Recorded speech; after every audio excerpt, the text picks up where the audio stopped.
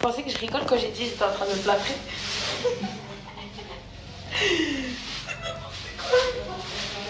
Mon pote a mis les dossiers là, comment c'est pas de WPS. On n'est pas plâtré du vent de nous. On va resserrer encore. Salut tout le monde, bienvenue sur Cher Fitness, moi c'est Aiki. Aujourd'hui on va parler des influenceuses et du fitness, en fait, perte de poids, etc. machin, notamment du cas Sarah Fraisou. Avant cela, je t'invite évidemment à t'abonner, à lâcher un like si la vidéo te plaît, à commenter, me donner ton avis. A priori on m'a dit ouais, t'es pas un vrai youtubeur parce que tu le dis pas. Je dis pas quoi? Tu dis pas qu'il faut liker machin au début de vidéo. Toi tu le dis à la fin et tu mets un truc et tout, faut le dire au début. Bon je te le dis au début, on verra si ça marche. La télé-réalité. C'est pas la télé-réalité qu'on a connue avec l'époque des Love Story, etc. Maintenant, ce sont devenus des champions, les mecs de télé-réalité. Et c'est un business très très juteux. Pour un petit aparté, tu vois, sache que ça a été créé en fait de toutes pièces par les magazines People, un peu, parce que c'est vrai qu'à force de recevoir des plaintes et des plaintes et des plaintes de stars qui étaient gênés dans leur vie privée, ils se sont dit comment on va faire pour générer de l'argent, etc.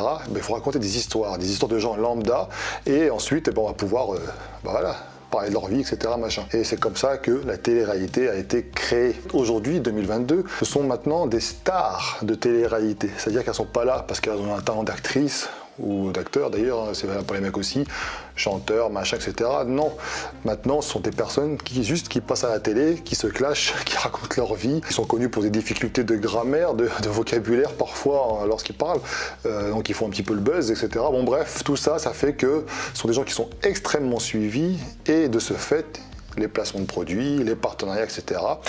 génèrent beaucoup d'argent. Ces personnes-là, régulièrement, comme je peux le faire, elles partagent des codes promo, etc. machin, pour générer beaucoup d'argent. Très bien, les marques, elles utilisent évidemment leur influence pour toucher un maximum de clients potentiels et ensuite, voilà, tout le monde est content. Sarah Fraisou, quand tu la vois, tu te dis pas qu'est-ce qu'elle a à voir avec le fitness. Bon Sarah Fraisou, dans le monde du fitness, on en a beaucoup parlé auparavant. Moi-même, j'ai fait des stories par rapport à ça, sans forcément la taguer, mais parce que je voulais dénoncer certaines choses de sa part, en fait, venant d'elle ou d'autres. Hein. Il y a aussi Adrien Laurent, je crois, c'est pareil, lui pareil, il y a des choses qu'il a fait et ça me plaisait pas trop, et je donnais mon avis par rapport à ça, c'est normal, ce sont des personnes qui sont des personnages publics, et donc on peut donner leur avis tant qu'on les attaque pas, etc. Le problème avec Sarah Fraisou, c'est qu'elle faisait, c'est quelqu'un qui était en surpoids, à chercher par tous les moyens à perdre du poids, et évidemment, elle a testé différentes choses, et après, elle donnait des conseils ou elle donnait des explications par rapport à ce qu'elle faisait à sa communauté pour les inciter éventuellement à adhérer à un programme, à acheter un produit, etc. machin. Bon, ça a donné lieu à des petites pépites quand même, tu vois, et à des explications complètement foireuses. Et je t'invite à aller voir la vidéo de mon pote Naj Bifit qui a fait une vidéo justement qui résumait tout ça, et voilà, je suis plutôt d'accord avec la conclusion de sa vidéo. Pourquoi je t'en parle aujourd'hui? Parce que Sarah Fraisou, elle est revenue sur le devant de la scène. On partage encore régulièrement dans les conversations privées que je reçois sur Instagram des messages concernant Sarah Fraisou en me disant t'as vu ce qu'elle a dit, etc. machin. J'aurais pu faire une vidéo encore comme celle qu'avait fait Naj en fait pour dire que voilà, ce qu'elle dit c'est de la merde, machin, etc. machin. Mais tu vas voir, c'est pour dénoncer autre chose. Qu'en est-il actuellement? Après avoir testé, j'imagine, différents régimes, après avoir testé la pose de l'anneau gastrique, qui lui a permis justement de perdre pas mal de poids quand même, il ne faut pas oublier qu'elle a évolué, attention à Sarah Fraisou, tu prends un Sarah Fraisou d'avant et de maintenant, il y a une différence clairement, mais elle est encore un petit peu en surpoids, etc. Après avoir testé des crèmes, elle a testé une combinaison de sudation, enfin je sais plus, elle a fait tellement de trucs.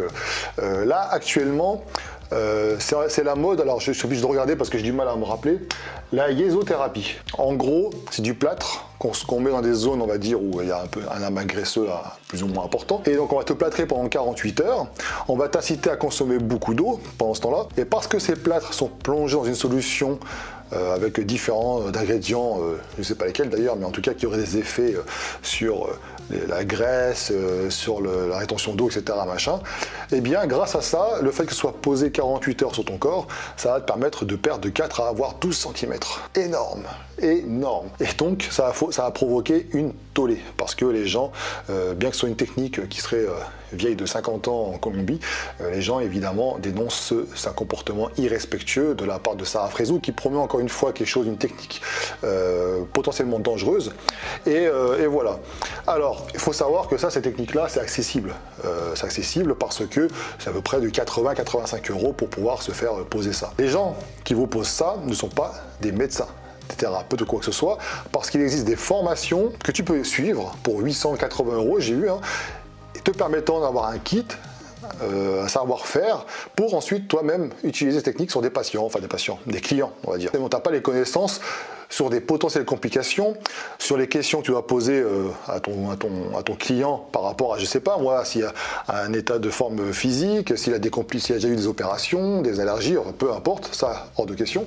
Et donc voilà, on te pose un plâtre et puis ensuite on te conseille évidemment de beaucoup boire, il faut t'hydrater, de surveiller ton alimentation quand même, et puis après 48 heures tu enlèves ça et puis là résultat incroyable.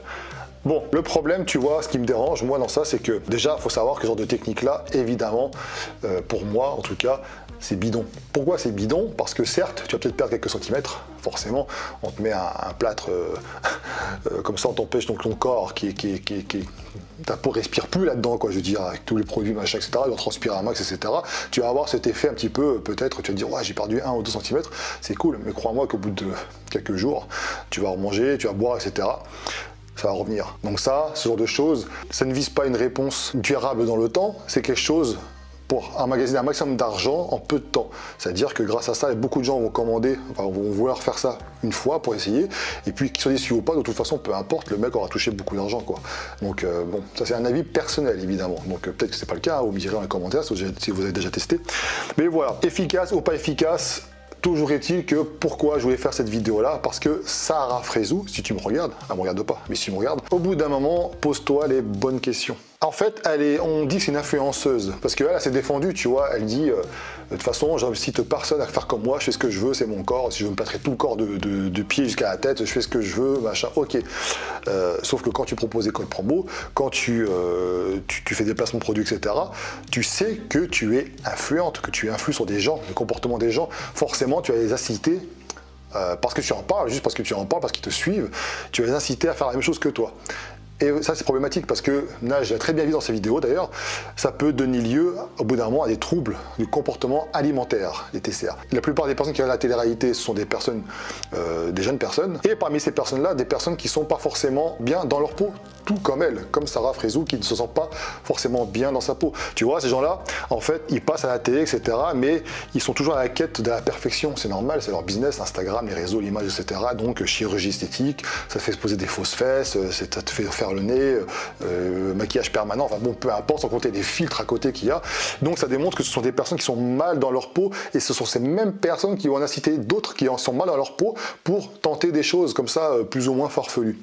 Le problème, dites-vous les gars, c'est que cette personne-là a beaucoup d'argent. Tant mieux pour elle. Moi, je suis pour encourager les gens qui gagnent beaucoup d'argent. Hein. Ça, c'est cool. Ils réussissent leur vie, c'est très très bien. Peu importe les moyens, on peut en discuter, mais bon, c'est pas le sujet. Dites-vous qu'elle a du mal, même avec tout l'argent pour se payer des choses et tout ça, elle a du mal à atteindre a priori son objectif.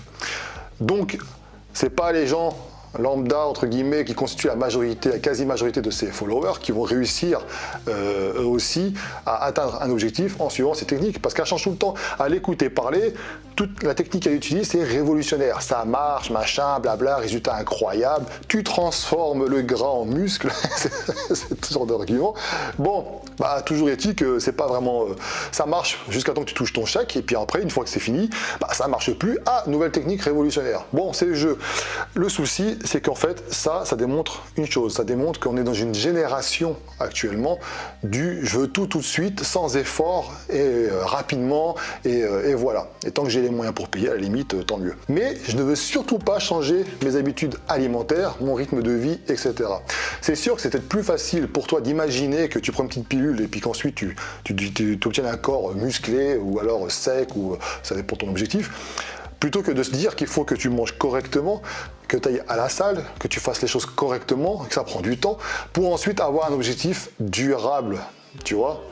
C'est sûr que ça demande de la sueur. Et ben ça, les gens ont du mal à se dire que 1 heure par jour, ils n'ont pas le temps. On parle de personnes qui font de la télé-réalité, ils travaillent à côté, hein. J'imagine très bien qu'ils doivent faire des choses, hein. Je pense que tu dois développer ton business, etc., et partenariat, enfin, bon, je sais pas trop, je connais pas trop leur vie, mais en tout cas, je vais pas les imaginer, en tout cas, j'ose espérer qu'ils fassent autre chose que rester sur le canapé avec leur téléphone en train de faire des snaps, machin. Bon, mais ils ont le temps d'aller à la salle, par exemple. Ils ont les moyens de se payer un coaching, ils ont les moyens de se payer un nutritionniste, tu vois. Parce que si toutes les solutions farfelues qu'on te promet, qui sont soi-disant miraculeuses, qui marchent très très bien, très très vite, etc., ça ne marche finalement pas, pourquoi s'entêter? Alors je peux comprendre qu'il y a le chèque derrière, mais au bout d'un moment, si tu es vraiment mal dans ta peau, il faut faire les choses correctement.